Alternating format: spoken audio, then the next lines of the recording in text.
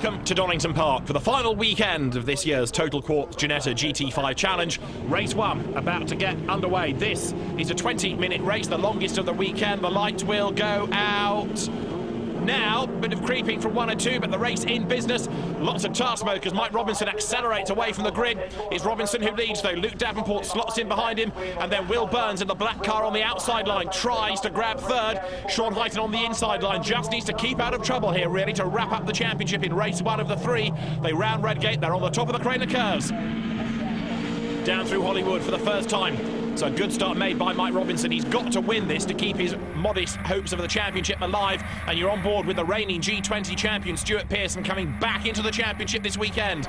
We saw him in a G40 at Alton Park at the start of the season. Stuart Pearson back in racing, and he should be a force to be reckoned with in the G20 contest. That as the year comes to an end, he's picking up again in numbers and is increasingly competitive. He's on the back of Mark Warnier now.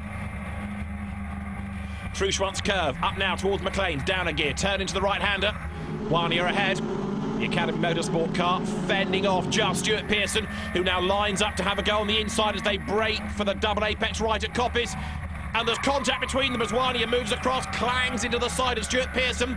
Warnier hangs onto the class lead, but only just. Right with him is Stuart Pearson. The G20 fight then, ahead of Matt Flowers on track at the moment. They're side by side, look in the background as they come down towards the S's for the first time. Who's going to turn in the class lead is Warnier on the inside line, and this a replay. Pearson almost level with him going into Coppice. Warnier moves across, tries to take the line for the corner, and a big clash between the two of them. Brad Bailey going strongly in the car with a checkered roof, the former junior rallycross champion, and also working his way up the order. You've just seen a glimpse of him, number 50. That is David McDonald, having raced in Ginetta's in GT racing in the past and in the Super Cup, well, now turning his attention to the G40s for the weekend, and he's going strongly. The Scotsman, ex-Formula Renault racer, powering his way uphill. Now, up front, it's still this great battle going on. Mike Robinson at the head of the queue. Rick Parfitt here, busy battling with Graham Johnson. Brad Bailey right up behind him, now alongside him. Bailey on the inside line.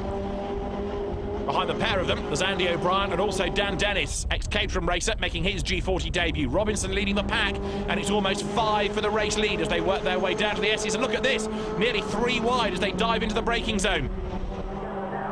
Dan Dennis and Andy O'Brien in the two similarly liveried cars together, and it's O'Brien who comes off worst, gets elbowed out wide by Dennis, gets a tap in the tail by David McDonald. That's going to delay him, certainly, as they make the run down towards the Melbourne hairpin. And you can see the damage on the front right of David McDonald's car. O'Brien with damage on the left rear, fights back, goes round the outside of him, but he loses the place.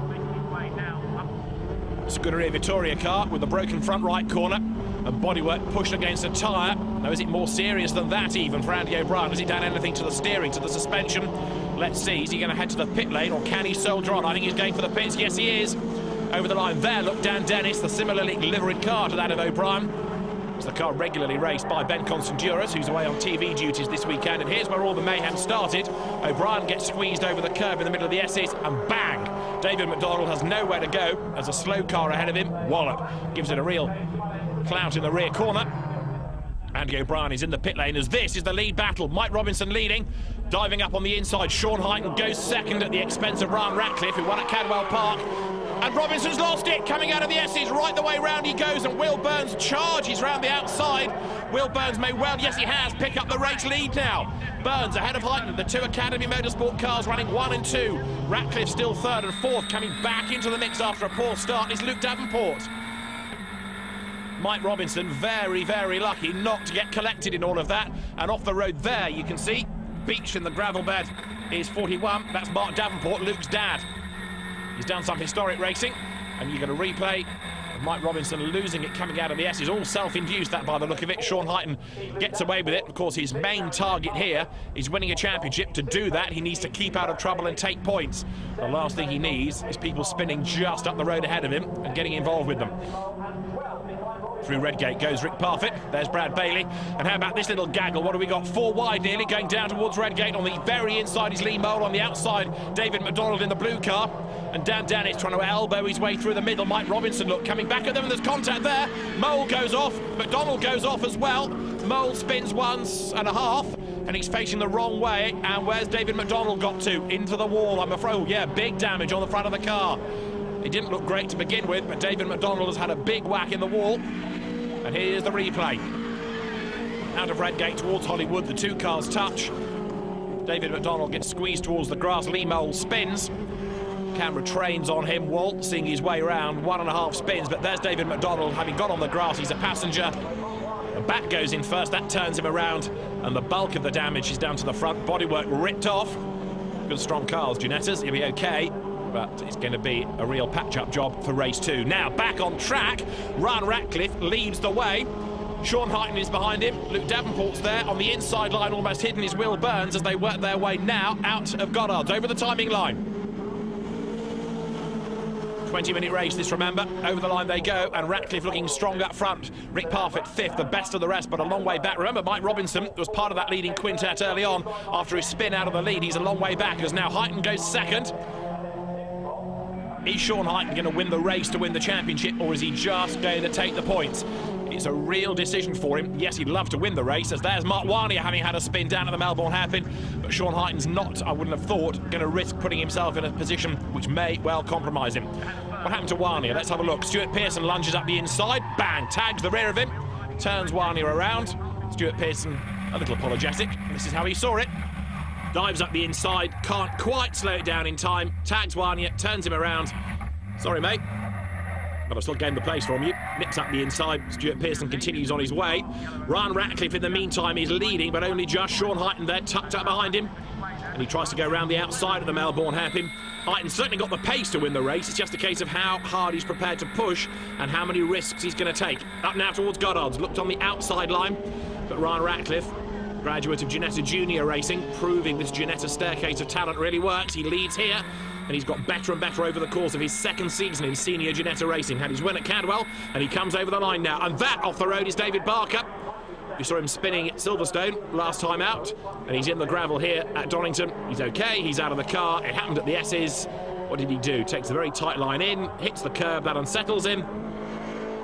Stands on the brakes, round comes the back, and off he goes.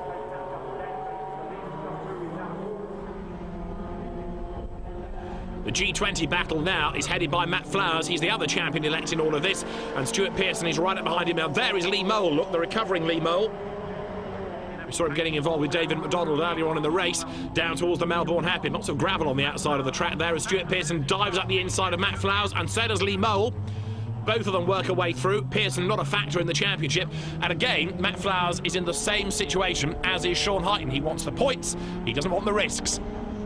Stuart Pearson busy battling with Lee Mole, who goes ahead coming into Goddard's. Started with 5, we've now got a 4-way lead battle. Mike Robinson having spun himself out of the lead, and you're on board with champion-elect Sean Heighton, who tries to gain a place off Luke Davenport on the way down towards the S's. The race being led by Ryan Ratcliffe. This is the G20 fight being led by the battered car of Stuart Pearson, and Matt Flowers, the other champion-elect, is behind him, he's alongside him and almost past him going into Redgate.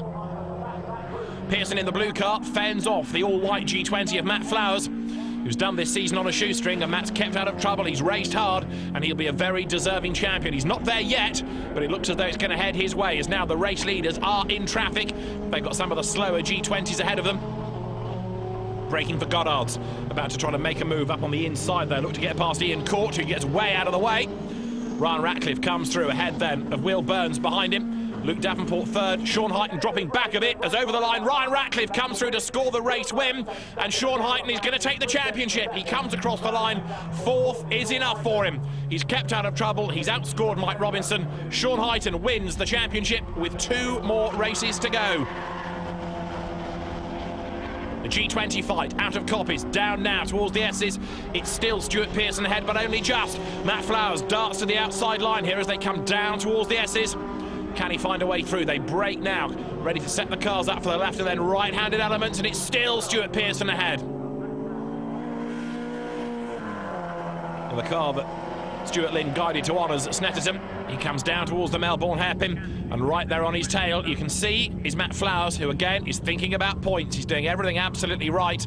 He's not prepared to take any risks, and so Stuart Pearson is odds on now for a class win. He powers his way up towards Goddard's. Welcome back to Ginetta Racing, Stuart. It's a great shame we haven't seen more of him this year. It's also a shame we've not seen more G20s over the course of the year, and let's hope a few more will be tempted back out. They're still low cost to run, they give cracking racing, and Stuart Pearson triumphs in race 1 at Donington as he comes across the line now to score the class win. Matt Flowers gets even closer to the championship.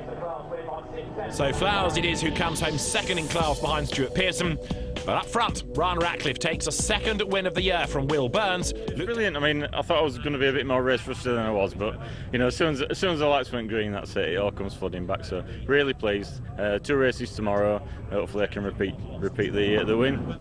A good return to the G20s for Stuart Pearson.